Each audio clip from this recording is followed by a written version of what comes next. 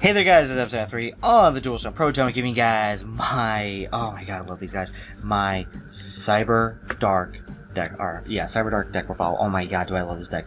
Like, when I first experienced CyberDarks, just way back in the day, I thought that they had a really cool gimmick, and I thought that they're really awesome, and I couldn't wait to see the more support, until I saw that there was only the 3 base monsters, plus the fusion.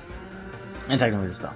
But, with the new support, with everything else, this is a great low-tier deck to bring to your locals. This is something that I actually would say everyone should try to build. The extra deck can get a little expensive depending on what you want for rarity and stuff, but if you're okay with just commons, this is a great deck to get into. So yeah, let's just get right into it. Alright, for the monsters, we're going to start off pretty simple. Here is your monster searcher, and here is your technically spell and trap searcher. Right now there's only really CyberDark spells, but bring out your monsters, bring out your spells, preferably the field spell, or even CyberDark Impact itself, where you can do the fusion summoning. For the base monsters, I love to do the triple edge, the double horn, and double keel. Basically, 3-2-2 ratios. Pretty simple, nothing too crazy.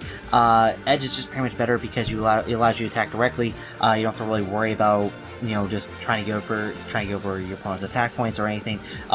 Yes, horn can deal piercing, and technically yes, keel can deal burn. Actually, going keel for game is actually kind of hilarious, kind of like how Gaga Cowboy was a thing. So yeah, that's if you guys want to go for some spice, there you are.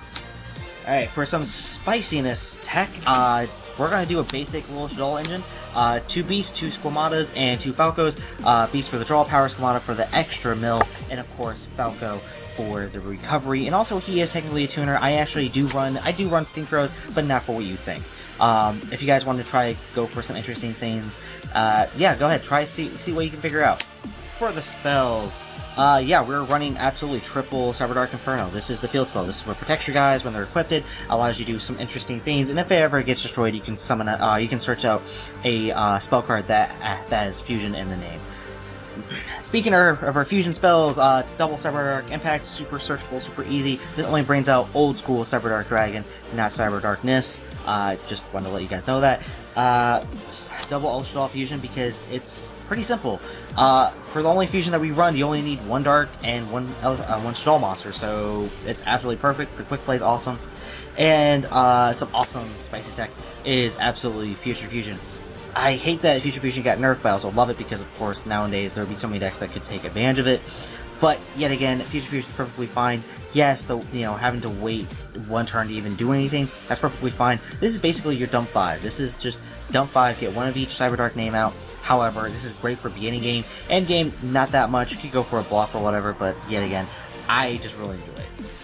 Now, honestly, to round off our spells, we are just going to go full draw power. Triple lure, double hand, and of course, double duality. And duality actually works perfectly fine in this deck because you really don't go for the special summon unless you're going for your big play. And that's for your darkness, for your CyberDark Dragon, even for El Shadol Winda. However, you really, you should really just play this beginning game, whatever. You're going to start off slow anyways, then might as well.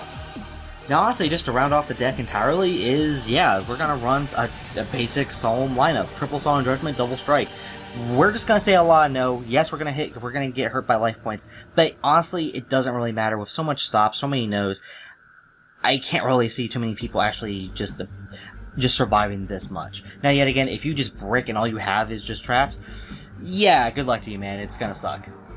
Now for the extra deck, we are going to do some awesome things. Double Wee Witch, you can absolutely put her up to 3. I prefer the 2 just for spacing, really. We are doing the Quasar engine, of course, meaning with our CyberDarks, we send Shooting Quasar to the graveyard, equip them, and if Shooting Quasar ever leaves the field, you get a Shooting Star for free. And that's super easy and super simple. The field spell allows you to basically just, oh, okay, we're just going to get rid of this CyberDark monster, and then we're going to additional normal summon. He leaves field, he comes out, just awesome.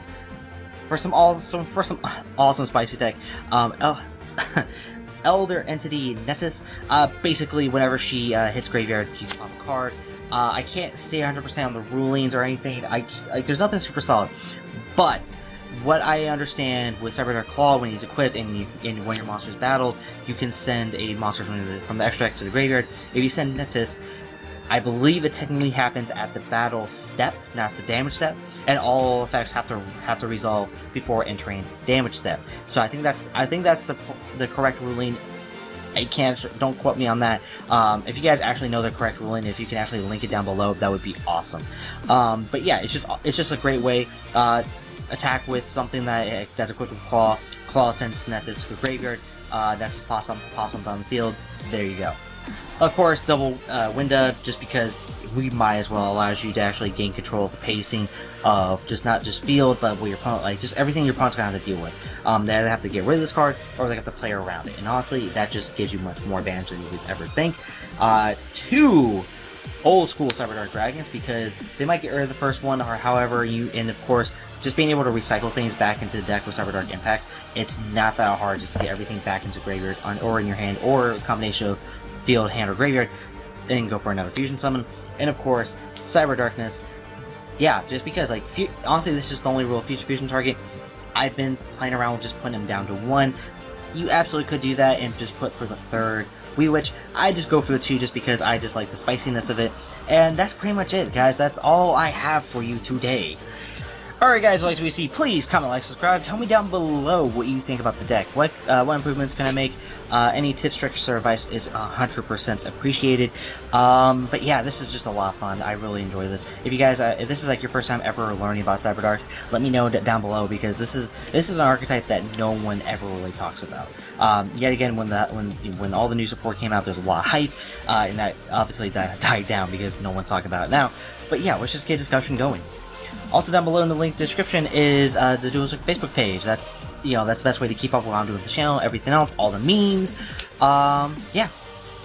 As always, guys, thanks for watching.